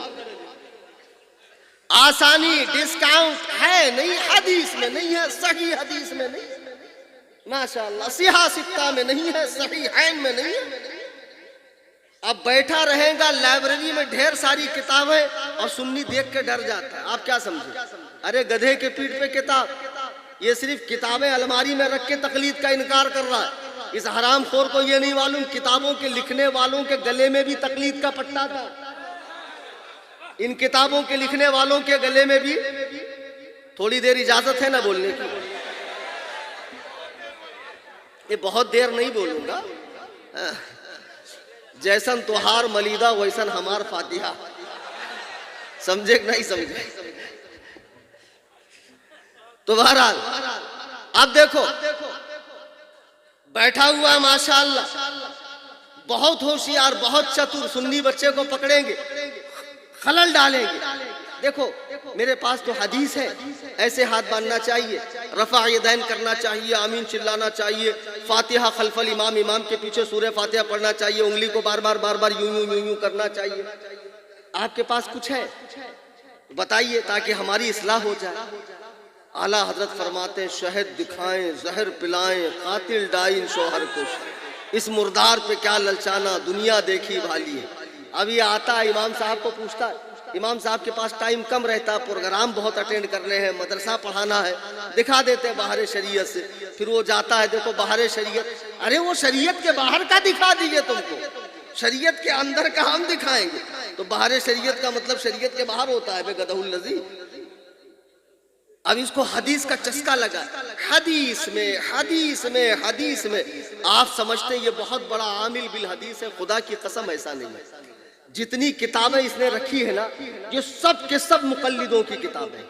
اچھا ایک بات میرے سمجھ میں نہیں آتی, غیر مقلدوں سے پوچھو یار, تم کہتے ہو اللہ نے 2 ہاتھ دیا 2 چیزیں حدیث قرآن, 2 آنکھ دی ہے, ایک سے قرآن دیکھو ایک سے حدیث, 2 کان دیے ایک سے قرآن سنو ایک سے حدیث, 2 پیر دیے ایک سے قرآن کی طرف چلو ایک سے حدیث کی طرف, زبان تو ایک ہی دی ہے, اس کا کیا کریں, اماموں پہ بھونکے. اچھا چلو جب حدیث قرآن کافی ہے تو تمہارے مولوی نے ڈھیر ساری کتابیں کیوں لکھی, نزول الابرار, فتاوی ستاریہ, فتاوی علماء اہل حدیث, فتاوی ثنائیہ, ڈھیر ساری کتابیں تمہارے مولویوں نے کیوں لکھی. جب حدیث قرآن کافی ہے تو تمہارے مولوی کتاب کیوں لکھتے ہیں؟ نہیں لکھنا چاہیے. ہر شخص کے گھر میں حدیث قرآن پہنچا دو, ایک قرآن کریم, ایک 6 حدیثوں کا سیٹ, بھائی پڑھ اور اپنا بیڑا غرق کر, جیسا سمجھ میں آئے سمجھ لے, کیونکہ تمہارے یہاں کسی کی مانی جاتی نہیں. غیر مقلد کون, ایک اچھا نعرہ دے رہا ہوں, حاضر ہیں آپ لوگ, آپ سے کوئی پوچھے اہل حدیث کون, بولنا جس نے کچھ پڑھا نہ ہو, جس کا کوئی بڑا نہ ہو, جس نے کچھ اور جس کا کوئی. جی یہ اتنے بڑے بقرات ہیں کسی کو کچھ سمجھتے ہی نہیں. ان کے علماء نے کہا دین میں تقلید حرام ہے, کسی کی مانو مت, ڈائریکٹ حدیث قرآن پڑھو اور جیسا سمجھ میں آئے دین پر چلو. پوچھو گے تو تقلید ہو جائے گی. تو جب امام اعظم ابو حنیفہ جیسے کی تقلید نہیں کی جا سکتی ہے تو 14ویں صدی کے ٹچے مولویوں کی تقلید کرو گے. بہرحال اب اس نے لائبریری میں جتنی کتابیں رکھی ہے نا یہ سب کے سب مقلدوں نے لکھی. اللہ اکبر کبیرہ. ذرا سوچئے اتنی کتابیں لکھنے والوں نے تقلید کا انکار نہیں کیا. یہ 2 ٹانگ کا جانور 14ویں صدی میں پیدا ہونے والا زمانہ رسالت سے 1500 سال بعد یہ کیسے دین پہ تحقیق کرے گا؟ اگر دین پر تحقیق کرو گے نا بیٹا, ایک حدیث کے تحقیق میں 50 سال نکل جائیں گے. تحقیق نہیں ہوگی. ہم ایک بات کہتے, روٹیاں پکی ہے, اللہ دین دینے والا, نبی دین لانے والے, صحابہ دین پھیلانے والے, اور اس امت کے پہلے شخص ابو حنیفہ دین لکھنے والے, دین کو مدون کرنے والے, دین کو جمع کرنے والے, اور ان کے ذریعے جو دین آیا ہے اس پہ پڑھو, عمل کرو, اور انہوں نے جو اصول بنائے ہیں اس کی روشنی میں علماء نئے مسئلوں کو حل کریں گے. تمہارا کام ہے علماء کو فالو کرنا. یہ کہتا نہیں کسی کو فالو مت کرو, ڈائریکٹ حدیث قرآن پڑھو. یہ اتنی گمراہیت کی دعوت ہے, خدا کی قسم لوگ گمراہ ہو رہے ہیں. میں نے ایک واقعہ کئی بار سنایا اور سچی کا واقعہ, اور خدا کی قسم مبنی بر حقیقت ہے. آپ کی آنکھیں پھٹی رہ جائیں گی, ایسا بھی ہوتا ہے. ہمارے یہاں ایک بچہ تھا, پان پٹی پہ بیٹھتا تھا, اچھا خاصا سنی تھا, سارا کچھ چل رہا تھا, ٹیپ میں بجتے رہتی نعتیں وغیرہ وغیرہ. اب گزر بسر نہیں ہوا تو ماں نے سب بیچ باچ کے اس کو سعودیہ بھیج دیا. بیٹا تم سعودیہ جاؤ, وہاں سے کما کے ہم کو پیسہ بھیجو. اب یہ سعودیہ گئے تو وہاں جانے کے بعد ان کا من نہیں لگ رہا تھا. وہاں کا جو بڑا بڑا روٹی ہوتا ہے خبوز, وہ حلق میں ان کے اتر نہیں رہا تھا. تو یہ اماں کو ہر دن فون کرتے, اماں ہم کو بلا لو, اماں ہم کو بلا لو, ہمارا من نہیں لگ رہا. اماں کہتی خبردار مردود وہیں رہنا, آنا مت, بہت قرضہ ہوا ہے تمہارے پیچھے. تو اب اس نے سوچا کیسے کیا آئیڈیا لگاؤں کہ اماں مان جائے اور مجھ کو ہندوستان بلا لے. تو اس نے کیا کیا, 2-4 ٹھوک خبوز وہاں سے پارسل بھیجا کہ اب اماں جب کھائیں گی خود ہی سمجھ جائیں گی اور ہم کو بلا لیں گی. اب جب انہوں نے خبوز بھیجا 2-3 دن بعد فون لگایا کہ اب دیکھیں اماں کا جواب کیا آتا. اماں بولتی بیٹا وہ جو تبرک تم سعودیہ سے بھیجے تھے نا وہ پورے محلے والے لے کر گئے, ہم کو تو کچھ بچا ہی نہیں. تم اب کی بار 10-20 خبوز بھیجنا. تو اب یہ سمجھ گئے اب کوئی چانس نہیں، اب یہیں رہ کے حدیث قرآن کی تحقیق کرو. تو اب ان کو مل گیا ایک متوا کتوا، لال رومال والا، فارم کی مرغی، وہ چونچ والا ہوتا ہے. تو پھر اس نے جو ہے ان کو مسند امام احمد دے دیا اور 2-4 کتاب دے دیا، عربی میں بولنا سکھا دیا، لغت وغت بتا دیا چغت کو کہ دیکھو لغت میں ایسے ایسے نکالا جاتا ہے. اور ماشاءاللہ سعودی کی تیز ہواؤں میں داڑھی شریف رکھ لی انہوں نے، اور پھر بھول گئے کہ میں نے داڑھی رکھا ہے، یہ نیچے تک داڑھی آئی. جب وہ تشریف لائے تو میں سوچ رہا تھا یا اللہ، یہ فضیلت الشیخ حفیظہ اللہ صاحب جب استنجا جاتے ہوں گے تو ایک میں ناڑا ایک میں لوٹا، تو یہ داڑھا کون سنبھالتا ہوگا؟ ہم نے سعودی میں نہیں دیکھا.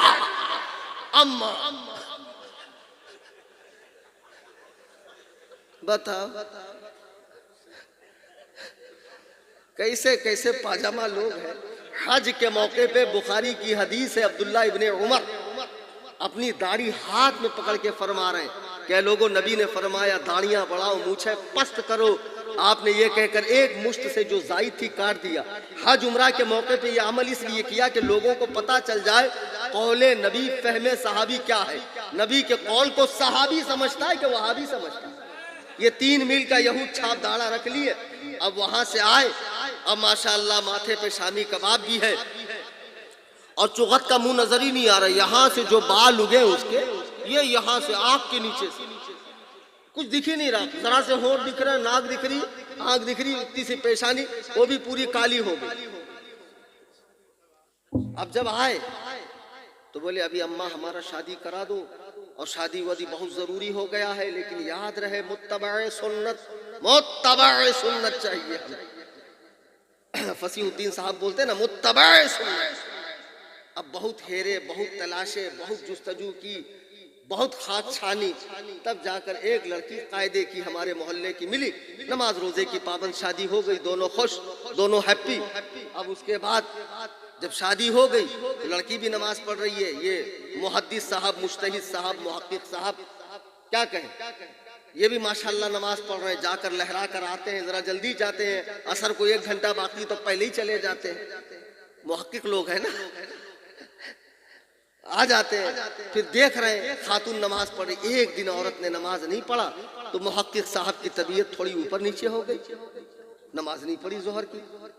تو کہا دیکھتے ہیں عصر میں. پھر جب یہ عصر جلدی پڑھ کے آئے، دیکھا انہوں نے عصر نہیں پڑھی. پھر دیکھا مغرب نہیں پڑھی. اب محقق صاحب کی طبیعت چھٹپٹائی. کہا اے جی تم نے ظہر عصر مغرب کیوں نہیں پڑھی؟ عورت نے کہا دراصل بات یہ ہے کہ آج میں پڑھنے کی حالت میں نہیں ہوں. تو کہا دیکھو ہم سے بقراتی مت جھاڑو، ہم سعودیہ میں اتنے سال رہے ہیں اور مسند امام احمد بغیر زیر زبر کے ہم نے پڑھی ہے، ہم کو مت سمجھانا، تو ہم کو مت سمجھانا. ارے عورت نے کہا میں اس حالت میں ہوں، نماز مجھ پہ نہیں ہے. کہا کسی حالت میں نماز معاف نہیں ہے. ابو داؤد کی حدیث ہے، اللہ کے نبی فرماتے ہر حال میں نماز پڑھنی پڑے گی. عورت نے کہا وہ ابو داؤد کی حدیث ٹھیک ہے لیکن ہم کو آ رہا ہے. بولے آ رہا ہو چاہے جا رہا ہو، نماز تم کو پڑھنی پڑے گی. تو عورت سمجھی شاید ان کو بات پوری طرح سمجھی نہیں. دیکھو یہ سچی کا واقعہ. تو عورت نے کہا میں اس وقت حیض کی حالت میں. تو بولے اس سے کیا ہوتا ہے؟ حدیث میں اللہ کے نبی کا فرمان ہے لا تقبل صلاۃ حائض الا بخمار. حیض والی کی نماز نہیں ہوتی جب تک اوڑھنی نہ اوڑھے. اوڑھنی اوڑھ لے نماز ہو جائے گی. تو عورت نے کہا میں پورا لحاف، پورا کمبل بھی اوڑھ لوں تب بھی نماز نہیں ہوگی. تم پگلا گئے ہو کیا جی؟ تم کیسے ہم کو نماز پڑھنے بول رہے ہو؟ بولے وہ کچھ نہیں، یہاں رہنا ہے تو متبع قرآن و سنت بننا پڑے گا. اور وہ جہالت اور تقلیدانہ ذہنیت رکھنا ہو تو نکلو یہاں سے. جب تک تقلید کی زنجیر توڑ کر نہیں توڑوں گی نہیں میرے پاس مت آنا.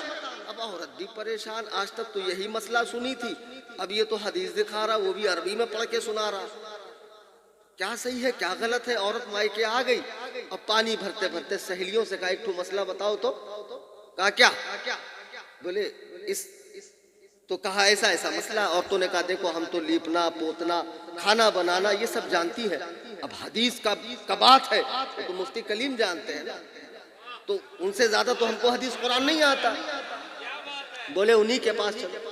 بولے مسئلہ تو مجھے بھی پتا ہے نہیں، لیکن میرا شوہر سعودیہ سے پتہ نہیں کون کتاب پڑھ کے آیا، عربی میں بولتا ہے کہ ایسی حالت میں اوڑھنی اوڑھ لو نماز ہو جائے گی۔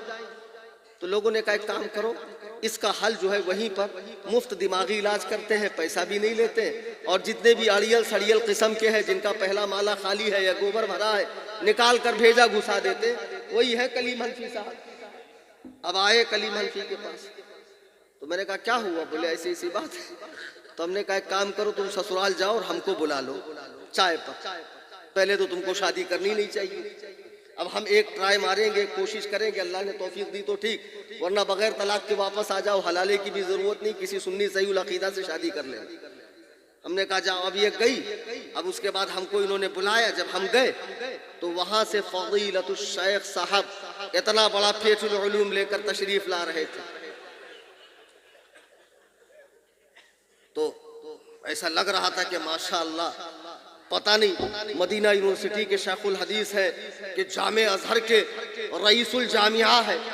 جب تشریف لائے ایک ہاتھ سے مسافہ، تو میں نے کہا دو ہاتھ سے مسافہ بعد میں ان کو سمجھاتا ہوں، ابھی معاملہ زیادہ گرم ہے، بیٹھ جائیے۔ تو میں نے کہا خیریت ہے؟ بولے مولانا خیریت ویریت سب بعد میں، اگر اس کے وکیل بن کر آئے ہو کتاب اللہ حدیث رسول اللہ، دو ہی بات میں جانتا ہوں، باقی تیسری بات میں نہیں جانتا ہوں، اسی کے روشنی میں ہم سے بات کرنا۔ میں نے کہا جی اسی کے روشنی میں بات کروں گا، ذرا یہ بتائیے کہ عورت و مرد کی نماز میں کچھ فرق ہے؟ بولے کوئی فرق نہیں ہے، بخاری کی حدیث ہے، یہ نمبر انٹرنیشنل نمبر، یہ لوکل نمبر، یہ اللہ کے نبی فرماتے ہیں صلو کما رأیتمونی اصلی، نماز ایسی پڑھو جیسے مجھے پڑھتا دیکھتے ہو۔ نبی کا یہ فرمان عورت اور مرد دونوں کے بارے میں ہے نا، یہ تو امام ابو حنیفہ نے الگ طریقہ نکالا ہے، عورتوں کی ایسے مردوں کی ایسے، ورنہ حدیث کی روشنی میں کوئی فرق نہیں۔ اتنا بول کر فاتحانہ نظروں سے میری طرف داد کی بھیک مانگ رہے تھے، اب کیا بولیں گے مفتی صاحب؟ تو ان کو پتہ ہی نہیں مفتی صاحب کتنے چتر آدمی ہیں۔ ہم نے کہا ماشاءاللہ ماشاءاللہ آپ تو بہت اچھی حدیث بولتے۔ بولے اتنے سال سعودیہ میں رہا ہوں اور گلا صاف کرنے میں اتنا وقت لگا ہے مجھ کو۔ تو میں نے کہا اگر عورت و مرد کی نماز میں کوئی فرق نہیں ہے تو محدث صاحب یہ بتائیے اگر کسی آدمی کے بال لمبے ہوں اور وہ جوڑا باندھ لے نماز ہوگی؟ بولے نا نا نا نا، سنن نسائی کی حدیث ہے، اللہ کے نبی فرماتے ہرگز کوئی لمبے بالوں والا اپنے بالوں کا جوڑا نہ بنائے ورنہ نماز نہ ہوگی۔ میں نے کہا اگر عورت جوڑا بنائے تو بولے عورت کی ہو جائے گی۔ میں نے کہا ابھی آپ کہہ رہے تو کوئی فرق نہیں؟ بولے ہاں ایک فرق ہے، ایک۔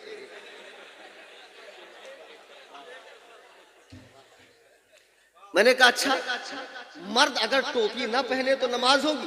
بالکل ہو جائے گی، اس کی تو کئی احادیث ہے، فلانا یہ نمبر فلانا۔ میں نے کہا نمبر رہنے دو، نمبر رہنے دو، ہم خود محدث آدمی، ہم کو کہاں تم نمبر بتا رہے ہو یار۔ اور میں نے کہا اگر عورت بغیر دوپٹے کے پڑے، نا نا نا نا نا، اس کا اتنا پتلا دوپٹہ ہو کہ بالوں کی سیاہی نظر آئے تو اس کی نماز نہیں ہوگی، بغیر دوپٹے کے کیسے ہوگی؟ تو میں نے کہا ابھی تو آپ کہہ رہے تو کوئی فرق نہیں۔ بولے نہیں مفتی صاحب یہ دو فرق ہے۔ اب ان کو کئی فرق میں گنواتا گیا تو اس کے بعد نرم ہوئے فضیلت الشیخ صاحب۔ پھر میں نے کہا وہ سب چھوڑو، آپ بیوی کو اس حالت میں نماز کے لیے کیوں کہتے ہیں؟ بولے حضرت میں کیا غلط کہتا ہوں، رکیے ابھی میں حدیث لے کر آتا ہوں۔ اندر گئے ابو داؤد لائے تو میں نے ان سے پوچھا حدیث آج سے ہے؟ نہیں، بولے حدیث تو 1500 سال سے۔ تو میں نے کہا عورتیں آج سے ہیں؟ بولے عورتیں بھی 1500 سال سے۔ تو میں نے کہا 1500 سال میں نبی نے، صحابہ نے، تابعین نے، تبع تابعین نے، اولیاء امت نے، صلحاء نے، مفسرین نے، محدثین نے، علماء ربانیین نے، کسی نے نہیں سمجھا ڈائریکٹ نبی کا تم کو کوئی کال وال آیا تھا کہ اس حدیث کا یہ مطلب ہے جو تم سمجھے ہو؟ تو بولے حضور اس کا کیا مطلب ہے؟ حائزن الا بخمار، کہ بغیر دوپٹے کے نماز نہیں ہوتی حیض والی کی۔ ارے میں نے کہا گدہ الذی، یہاں لغوی معنی مراد نہیں ہے، لغت میں کہتے ہیں حائزن بمعنی جسے حیض آ رہا ہو، حدیث میں لغوی معنی مراد نہیں ہے۔ حدیث کا مطلب یہ ہے کہ بچی جو 9 سال کے پہلے کی ہے، بالغ نہیں ہے، وہ نماز بغیر دوپٹے کے پڑھیں گی تو چل جائے گا، لیکن 9 کے بعد وہ بالغ ہوتی ہے اور بالغ اسے اس حالت میں وہ بالغ ہوتی ہے جب اسے مہینہ شروع ہو جائے. تو اب جب مہینہ شروع ہو گیا تو وہ بالغ ہو گئی, تو یہ جوان ہو گئی. اس جوان لڑکی کی نماز بغیر دوپٹے کے نہیں ہوتی. یہاں حائزن بمانا بالغتن ہے. تم کو حدیث سمجھ میں آتی ہے؟ بولے حضور یہ تو بہت بڑا غلطی ہو گیا ہم سے. تو میں نے کہا بیٹے ایسے ہی غلطی کر کر کے خود سے حدیث قرآن سمجھ کے تم لوگ اپنا بیڑا غرق کر رہے ہو. اللہ کے لیے اپنے حال پر رحم کھاؤ. خدا کی قسم مجھے بتاؤ اے جلوہ پاڑا کے مسلمانوں, اسی ہندوستان میں جب اسلام آیا, صحابہ کرام لائے نا کیرلا سے, پھر مسعود سالار غازی لائے, غریب نواز لائے, بادشاہ نے اسلام لائے, صوفیہ لائے, علماء لائے. تو جتنے لوگ اسلام لے کر آئے وہ کوئی نہ کوئی تقلیدی مذہب لے کر آئے, فقہی مذہب لے کر آئے کہ نہیں آئے؟ ہندوستان میں اسلام لانے والے حنفی, اسلام پھیلانے والے حنفی, اسلام کی اشاعت کرنے والے حنفی, حدیث کی شرحیں لکھنے والے حنفی, مدارس بنانے والے حنفی, قرآن کی اشاعت کرنے والے حنفی. اسی ہندوستان میں 500 علماء نے مل کر ایک کتاب لکھی فتاوی عالمگیری, جو دنیا کے ہر اسلامی کورٹ کے اندر فتاوی رضویہ اور فتاوی عالمگیری یہ 2 کتابیں رکھی جاتی ہے. مجھے بتاؤ جس زمانے میں بادشاہ اورنگزیب نے 500 علماء سے یہ فقہ کی کتاب لکھوائی, اس وقت اس کے رد میں کسی نے کوئی رسالہ, کوئی پامپلیٹ, کوئی کتاب نکالی؟ یعنی اس وقت بھی ان کا وجود نہیں تھا. غور کر رہے ہیں کہ نہیں آپ؟ اس وقت بھی ان کا وجود نہیں تھا. یہ انگریز کا منحوس قدم پڑنے کے بعد یہ گروہ ناپاک پیدا ہوا, اور گروہ ناپاک پیدا ہونے کے بعد بڑے بڑے اماموں پر بھونک رہا ہے, ہاتھ صاف کر رہا ہے. جیسے رافضی صحابہ پر بھونک رہے, مولائی صحابہ پر بھونک رہے, ویسے یہ غیر مقلد لونڈے بڑے بڑے امام, خاص طور سے امام اعظم ابو حنیفہ پر بھونک رہے. میں ایک چھوٹی سی بات بتا کر اپنی بات ختم کر دوں. ابھی آپ فجر میں جائیں مسجد میں, مولانا معین الدین کی اقتداء کریں. ابھی یہ حالت قیام میں آپ کو خیال آ گیا, اچانک قرآن کی آیت یاد آ گئی, فاستبقوا الخیرات, نیکی میں آگے بڑھو. آپ رکوع میں چلے گئے, کچھ برا کیا, امام رکوع میں ہے, آپ کو آیت یاد آ گئی, فاستبقوا الخیرات, نیکیوں میں آگے بڑھو. آپ سجدے میں چلے گئے, کچھ برا کیا. نبی فرماتے ہیں جو امام پر سبقت کرے وہ گدھا بنا کر اٹھایا جائے گا قیامت میں. میں سوچ رہا ہوں یا اللہ, جس کو اڑیسہ سے بلا کر محلے والوں نے امام بنایا ہو, اور جس کی امامت پر ہر وقت تلوار لٹک رہی ہے, پتہ نہیں کب فارغ کر دیا جائے. نکاح نہیں پڑھایا فلانے کا, آؤٹ. فلانے کا جنازہ نہیں پڑھایا, آؤٹ. فلانے سے کیوں ملا, آؤٹ. جس کی امامت پر تلوار لٹک رہی ہو, جو تنخواہ دار امام ہو, جسے محلے والوں نے امام بنایا ہو, اس کی مخالفت کرنے والے کو اللہ قیامت میں اللہ گدھا بنائے گا. جس امام اعظم ابو حنیفہ کو امت کے تمام بڑے بڑے اولیاء نے اجماعاً امام بنایا ہو, جس کو رسول اللہ نے امام بنایا ہو, کہ جب آپ قبر انور پر گئے سلام عرض کیا, اے رسولوں کے سردار آپ پر سلام ہو, قبر انور سے جواب آتا ہے, اے مسلمانوں کے امام تجھ پر بھی سلام ہو. میں نے تقریر کی, ایک صاحب نے کہا مولانا بات سب صحیح ہے لیکن نام آیا قرآن میں. میں نے کہا کس کا؟ بولے ابو حنیفہ کا. نام آتا تو ہم بھی مان لیتے. میں نے کہا شادی ہوئی ہے؟ بولے ہاں 4 بچہ ہے. میں نے کہا جس سے شادی کیے ہو اس کا نام آیا ہے قرآن میں؟ بولے اس کا نام کیوں آئے گا, قرآن میں تو ہے نکاح کرو, تو ہم نے نکاح کیا. تو میں نے کہا قرآن میں اطیعوا اللہ و اطیعوا الرسول و اولی الامر منکم, امر والوں کی اطاعت کرو, سب کا نام تھوڑی آئے گا.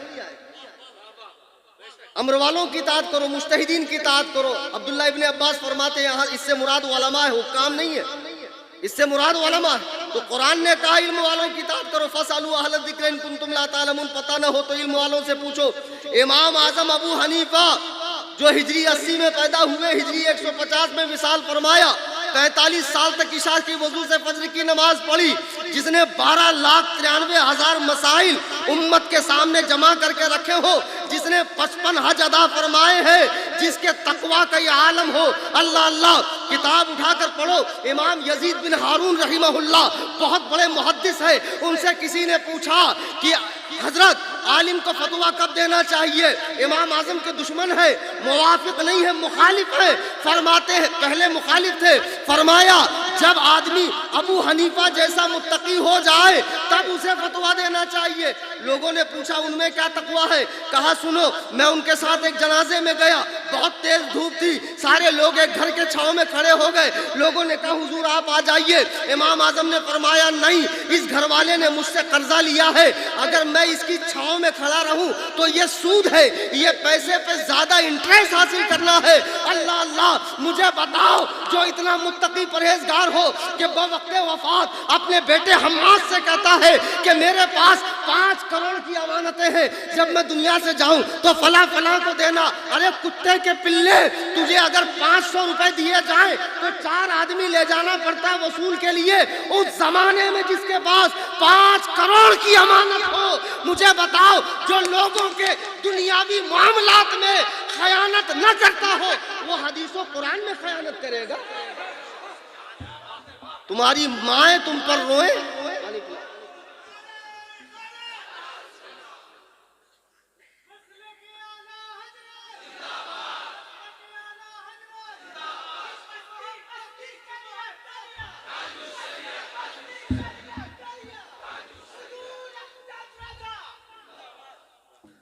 جو دنیاوی معاملات میں خیانت نہ کرتا ہو وہ حدیث و قرآن میں خیانت کرے گا۔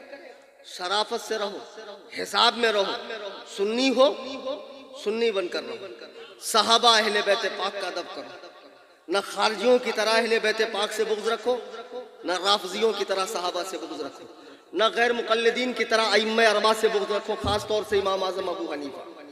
آج کنفرم کر لو، ہماری پہچان محمدی، سنی، حنفی، یہ ہماری پہچان ہے۔ محمدی، سنی، حنفی، بریلوی۔ حنفی تو دیوبندی بھی بنتے ہیں، وہ حنفی نہیں منفی ہے۔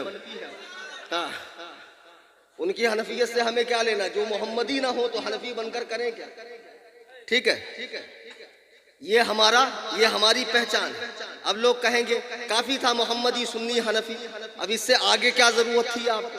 بھئی ضرورت یہ تھی، میں نے وہاں بھی بتایا تھا ٹکیا پاڑے میں کہ 50-60 سال پہلے آپ جائیں گے تو گھی کے 2-4 نام نہیں تھے، بس ایک ہی نام تھا، گھی تھا، صرف گھی تھا۔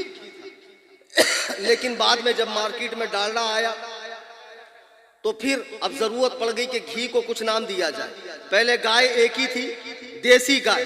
جب جرسی گائے آئی 40-40 لیٹر دودھ دینے والی، تب ضروری تھا کہ اوریجنل گائے کو کسی نام سے پہچانا جائے۔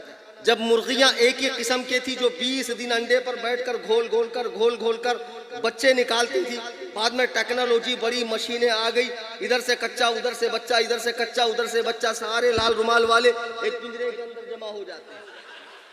فارم کے مرغے فڑاک سے اللہ میں، پھر سے اللہ میں، جھٹ سے اللہ میں۔ مرغی کی بھی ضرورت ہے، تو اب ضرورت ہوا کہ جو اوریجنل ہے اس کو دیسی کہا جائے، دیسی مرغی، دیسی گائے، دیسی گھی۔ گھی کا پہلے نام دیسی نہیں تھا، جب ڈالڈا آیا تب گھی کو کیا کہا جانے لگا؟ ہم سنی ہی ہیں، لیکن جب اور سنی حنفی بن کر دیوبندی آیا تو ضروری ہے کہ جو اوریجنل ہو اس کے لیے ایک نام رکھا جائے، تو اوریجنل کے لیے بریلوی رکھا گیا۔ وہابی مر جائے گا، دیوبندی مر جائے گا، اپنے آپ کو بریلوی نہیں کہے گا۔ مولائی مر جائے گا، نشیڑی مر جائے گا، پیر صاحب مر جائیں گے، اپنے آپ کو بریلوی نہیں کہیں گے، اس لیے کہ بریلوی ہونے کے لیے بہت جگرا چاہیے، ایسے کوئی بریلوی نہیں بنتا۔ سچا عاشق رسول، سچا صحابی، سچا اہل بیت کا چاہنے والا، سچا ائمہ دین کا چاہنے والا۔ آج کا یہ مبارک جلسہ جو بچوں نے منعقد کیا ہے، پیغام لے کر اٹھیے، محبت صحابہ، محبت اہل بیت اور مذہب امام اعظم ابو حنیفہ پر سختی سے قائم رہنا، اور یہ 2 ٹکے کے غیر مقلدوں کو بعد میں آ کے ٹھوکوں گا قاعدے سے۔ 2 اعلان سن لو قاعدے سے، پیچھے جاؤ بیٹا، وہاں کھڑے رہو۔ گیٹ کے پاس کچھ بچے اسکینر اور کوپنز لے کر کھڑے ہیں، ٹھیک ہے؟ اب دیکھ رہے ہیں آپ خانقاہوں سے رافضیت بڑھ رہی ہے، مدرسے تو بہت ہیں، جامعات تو بہت ہیں، میں ممبئی میں خانقاہ بنا رہا ہوں، بناؤں کہ نہیں بناؤں؟ اجازت ہے؟ تو ایسی باتوں سے ہوا میں نہیں بنانا، خلا میں، فضا میں نہیں بنانا، زمین پر بنانا، تو اس کے لیے پیسے چاہیے۔ تو ظاہر سی بات ہے وہ کوپنز ہے، تو سب سے پہلے آپ ٹوٹیں گے 50 والے پہ 100 والے پر، ایسا ظلم مت کیجیے، اس میں 500 کا بھی کوپن ہے۔ اپنے ماں باپ کو ایصال ثواب کے نام سے، مرشدوں کو ایصال ثواب کے نام سے، سرکار امام اعظم حضرت سیدنا امیر معاویہ ابو بکر صدیق کو ایصال ثواب کے نام سے کوپن لیتے جائیں، 500 200 100، اور جن کے پاس نہیں ہے وہ 50 کا لیتے جائیں، اور جن کے پاس کیش نہیں ہے اسکینر ہے، اسکینر کے اوپر آپ اپنی رقم بھیجیں، لیکن ضرور دیں، گیٹ پر بچے کھڑے رہیں گے، جاتے جاتے آپ ضرور حصہ لیں۔ اور دوسرا اعلان یہ، 26 تاریخ کو میرا مناظرہ ہے حیدرآباد کی سرزمین پر، آپ دیکھنا چاہتے ہیں نا تو میرے چینل میں آ جاؤ بھائی، اہل سنت کا سب سے بڑا چینل اس وقت 1,10,000 کے قریب فالوورز ہیں اس کا، واٹس ایپ۔ آپ کو کام یہ کرنا ہے، واٹس ایپ اوپن کرنا ہے، واٹس ایپ اوپن کرنے کے بعد ماشاءاللہ واٹس ایپ اوپن کرنے کے بعد اپڈیٹس میں جانا ہے، اپڈیٹس لکھا ہوتا ہے، وہاں جا کر اوپر دیکھو کیمرے کے بازو میں سرچ کا بٹن ہے، وہاں ٹائپ کرو سنی، SUNNI سنی، نیچے بہت سارے نام آئیں گے، جو سنی جمعیت الاحناف آئے گا اس پہ کلک کیجئے، ٹرمز اینڈ کنڈیشن کو دبائیے، فالو لکھا فالو دبائیے، بیل آئیکن کو دبائیے، اس کی لنک کو اسٹیٹس پہ سوشل میڈیا پہ شیئر کیجئے، اس چینل سے ہر سنی کو جوڑیے۔ ابھی رد دیوبندیہ شروع ہے، پھر اہل حدیثوں کا میں الف بے سے جو شروع کروں گا تو یہاں تک لے کر جاؤں گا، اور جتنا میں ٹھوکتا ہوں ان غیر مقلدوں کو شاید ہی کوئی ٹھوکے، تو چینل سے جڑ جائیے، اور جاتے جاتے خانقاہ حنفیہ کے لیے تعاون کیجئے۔ دوران تقریر قرآن کریم پڑھنے میں، حدیث پاک کے الفاظ بولنے میں مجھ سے کوئی غلطی خامی ہوئی ہو، میں اللہ کے حضور معافی مانگتا ہوں، اور تمام حاضرین سامعین کے سامنے توبہ کرتا ہوں، استغفر اللہ ربی من کل ذنب واتوب الیہ، لا الہ الا اللہ محمد رسول اللہ صلی اللہ علیہ وسلم۔ ہر رہ گزر پہ شمع جلانا یہ ہے میرا کام، تیور ہے کیا ہوا کہ یہ میں دیکھتا نہیں۔ خانقاہ کے لیے جلدی تعاون کیجئے گا، چونکہ مجھے آدھے گھنٹے کے بعد ایئرپورٹ کے لیے نکلنا ہے۔ وما علینا